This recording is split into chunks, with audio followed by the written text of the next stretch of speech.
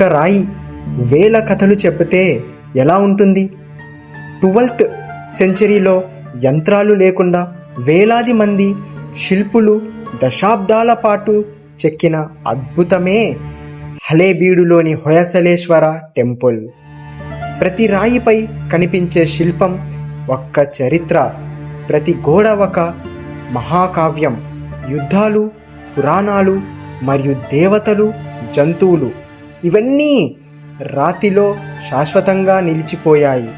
ప్రపంచానికి ఆశ్చర్యపరిచిన ఈ అద్భుత దేవాలయం వెనుక ఉన్న చరిత్ర, శిల్పులు, ప్రతిభ, ఎన్నో ఆసక్తికరమైన నిజాలు ఈ వీడియోలో మనము తెలుసుకుందాం. షేక్ ప్రెసెంట్ మనము హళేశ్వర టెంపుల్ లో ఉన్నాము. దీని పురాతనమైన పేరు ద్వార సముద్ర టెంపుల్ అని చెప్పడం అయితే జరిగింది. ఈ టెంపుల్ కూడా మైన్యూట్ ఆర్కిటెక్చర్, మినీ ఆర్కిటెక్చర్ తో ఉన్నట్టుంది. ఒక్కసారి మనము లోపల వెళ్ళి దీని గురించి మనము డీటెయిల్ గా తెలుసుకుందాము. ఈ హొయలేశ్వర టెంపుల్ ఏదైతే ఉందో ఇది మెయిన్ గా మినీ ఆర్కిటెక్చర్, ఒక మైన్యూట్ ఆర్కిటెక్చర్ కి చాలా ప్రసిద్ధి చెందింది. చాలా ఎక్సలెంట్ అంటే ఎక్సలెంట్ ఉంది ఈ టెంపుల్. ఒక్కసారి మీరు మొత్తం చూసినట్టయితే చిన్న చిన్న ఆర్కిటెక్చర్ ఒకే రాయితో నిర్మించడం అయితే జరిగింది. ఈ టెంపుల్ ఏదైతే ఉందో మన హొయలేశ్వర డైనస్టీ, హొయసాల డైనస్టీ ఉన్నటువంటి విష్ణువర్ధన ఎంపైర్ నిర్మించడం అయితే జరిగింది. దీనిని లార్డ్ శివ టెంపుల్ అని కూడా అంటారు. ఎక్సలెంట్ ఆర్కిటెక్చర్ తో బిల్డ్ అయి ఉంది. ఒక్కసారి చూడండి, చిన్న చిన్న మైన్యూట్ డీటెయిలింగ్ తో మొత్తం నిండినట్టు ఉంది.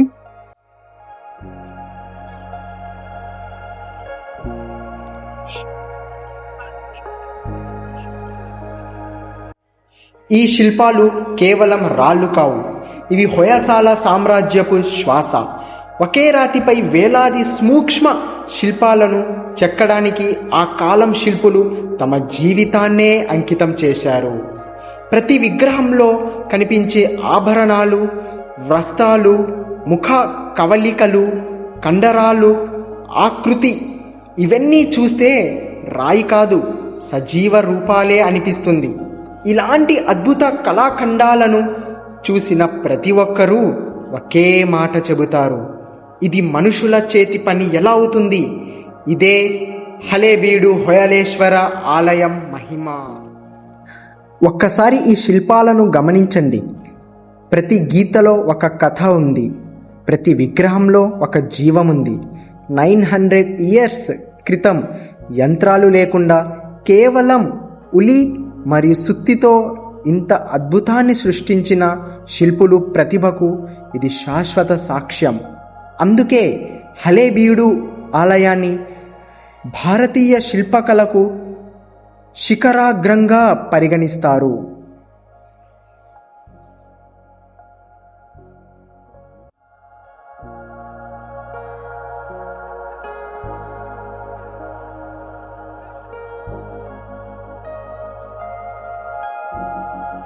ఈ ఏదైతే ఈ హొయలేశ్వర టెంపుల్ ఏదైతే ఉందో ఇది మొత్తం మనకు నక్షత్ర ఆకారంలో ఉంది. సో ఇక్కడ చూసినట్టయితే మనకు లోపల గుడిలో లోపల పూజ చేసిన అభిషేకము, పాలు అంతా మనం ఇక్కడ నుంచి వచ్చి ఇక్కడ పడటం అయితే జరుగుతూ ఉన్నాయి. సో ఇలాంటి చాలా మైన్యూట్ డీటెయిలింగ్ లో ఉన్నట్టుంది. ఇక్కడ చూసినట్టయితే మనకు గంధా ఆర్ట్స్ ద్వారా మొత్తం మనకు చిన్న చిన్న మినియేచర్ ఆర్ట్. అసలు ఆ కాలంలోనే 900 years అగో 11th 12th సెంచరీలోనే ఇలాంటి కట్టడం అయితే జరిగింది. ఇది ఇప్పటికి కూడా ఇంకా పూర్తి కాలేదు టెంపుల్. కొన్ని వేరే రాజులు దీని మీద దండయాత్ర చేసి చాలా మూర్తులను పగలగొట్టడం అయితే జరిగినట్టు. సో ఇక్కడ చూసినట్టయితే ఒక్కసారి డీటెయిలింగ్ అనేది మీరు అబ్జర్వ్ చేయండి.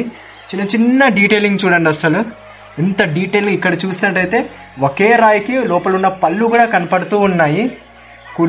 కూర్చోవడం, ఇలాంటి కాళ్ళకి మళ్ళీ గోర్లు, ఇంత డీటెయిల్ మినియేచర్ డీటెయిల్స్ అంటారు.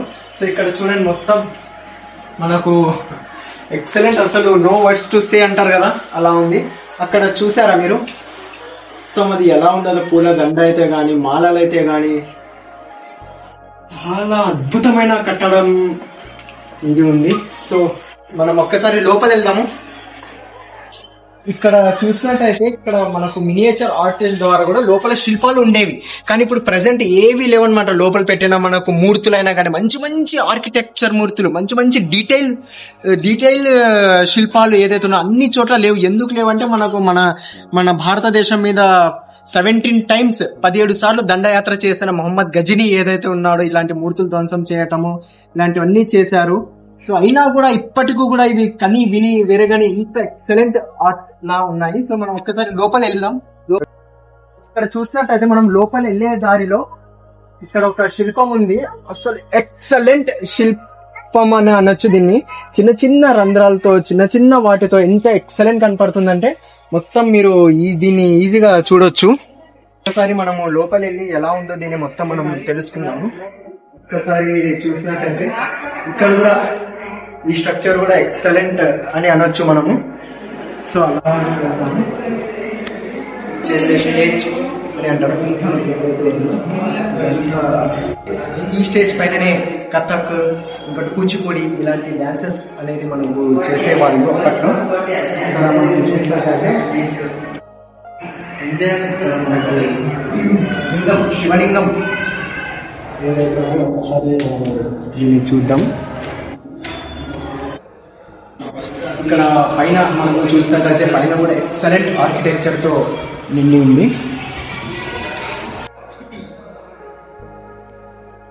ఇక్కడ చూసినట్టయితే మొత్తం గోడలకి అంతా లిపి ఏదైతే రాసి ఉంది, ఈ లిపి ఏముందంటే ఈ శిలాశాసనం హొయసాల కాలానికి చెందిన ఓల్డ్ కన్నడ లిపిలో చెక్కబడింది. ఇందులో ఆలయ నిర్మాణం, రాజుల దానాలు, శిల్పాలు, వివరాలు మరియు చారిత్రక సంఘటనలు నమోదు చేయబడ్డాయి. ఇక్కడ చూసినట్లయితే ఒక మూర్తులు కూడా ఉన్నాయి. అసలు మూర్తి కింద పడకుండా ఎలాగా చెక్కి పెట్టారో ఒకసారి మీరు చూడండి. జస్ట్ అలా పైన కూర్చి అలా పెట్టడం అయితే ఇది ఉంది. సో ఇంకా అక్కడ లోపల చూసినట్టయితే మనకు శివలింగం ఏదైతే కనపడుతుంది. సో ఇక్కడ ఒక శివలింగం, అక్కడ కూడా ఒక శివలింగం. చెప్పాను కదా ఇది మన శివుడు టెంపుల్ అని అంటారు. ఇక్కడ చూసినట్టయితే ప్రతి గర్భగుడి ముందు ఒక భారీ నంది విగ్రహం దర్శనమిస్తుంది. ఇక్కడ ఈ నంది ఏదైతే ఉందో ఒకే రాయి, ఒక పెద్ద రాయిని మొత్తం చెక్కి మొత్తం పెట్టినట్టు ఉన్నారు. ఈ నంది కానివ్వండి, నంది పక్కన ఈ పిల్లర్స్ కానివ్వండి. అసలు ఇక్కడ చుట్టుపక్కల ఏ కొండలు లేవు, అయినా కూడా ఇది ఎక్కడి నుండి తెచ్చారు. ఇప్పుడు కూడా చాలా ఆశ్చర్యకరమైన విషయం ఉంది. సో ఇదంతా మనకు నందీశ్వరుడు ఏదైతే ఉన్నారు. మనం ఇక్కడ చూసినట్టయితే ఇక్కడ కూడా ఒక శిల్పం ఉంది. ఒక్కసారి మీరు చూడండి. శిల్పం ఏదైతే ఇది శిల్పం ఉందో ఇదే మన సూర్యదేవుడు అని అంటారు. సో సూర్యదేవుడి శిల్పం కూడా ఇక్కడ ఎంత చక్కనిగా చెక్కి మనకు మైన్యూట్ గా చక్కని ఇక్కడ పెట్టడం అయితే జరిగింది. సో ఒక్కసారి దీన్ని కూడా మీరు చూడండి. ఈ టెంపుల్ పరమశివుడికి అంకితం చేయబడింది. ఇక్కడ 2 ప్రధాన గర్భగుడులు ఉన్నాయి. ఒకటి హొయలేశ్వరుడు, మరొకటి శాంతలేశ్వరుడు. శాంతలేశ్వరుడు అనే పేరు విష్ణువర్ధన మహారాజు భార్య రాణి శాంతలదేవి గౌరవార్థం పెట్టబడింది. ప్రతి గర్భగుడి ముందు ఒక భారీ నంది విగ్రహం కూడా మనం దర్శించుకుంటాము. హలేబీడు హొయసలేశ్వర టెంపుల్, బేలూరులోని చెన్నకేశవ టెంపుల్ మరియు సోమనాథపురంలోని కేశవ టెంపుల్ కలిసి హొయసాల డైనస్టీ కళా వైభవాన్ని ప్రపంచానికి పరిచయం చేసింది. ఈ టెంపుల్ సముదాయం నేడు యునెస్కో వరల్డ్ హెరిటేజ్గా గుర్తింపు పొందింది. రాజులు వెళ్ళిపోయారు, సామ్రాజ్యాలు కనుమరుగయ్యాయి, కానీ ఈ రాళ్ళు మాత్రం ఇంకా మాట్లాడుతూనే ఉన్నాయి. మనిషి చనిపోతాడు, కానీ అతని కళ శాశ్వతంగా జీవిస్తుంది. ఇదే హలేబీడు, ఇదే హొయసాల అమరగాథ. హొయసలేశ్వర టెంపుల్ మనకు విష్ణువర్ధన ఎంపైర్, హొయసాల డైనస్టీ ఎంపైర్ కట్టిన వంటి శివుడు టెంపుల్ ని చూసాం మనము. సో ఇలాంటి మరెన్నో చూడండి, చాలా మంచిగా ఉంది. ఖచ్చితంగా ఈ ప్లేస్ ని మీరు విజిట్ అవ్వండి. ఇది హలేబీడు కర్ణాటకలో ఉన్నటువంటి ప్లేస్ ఇది. సో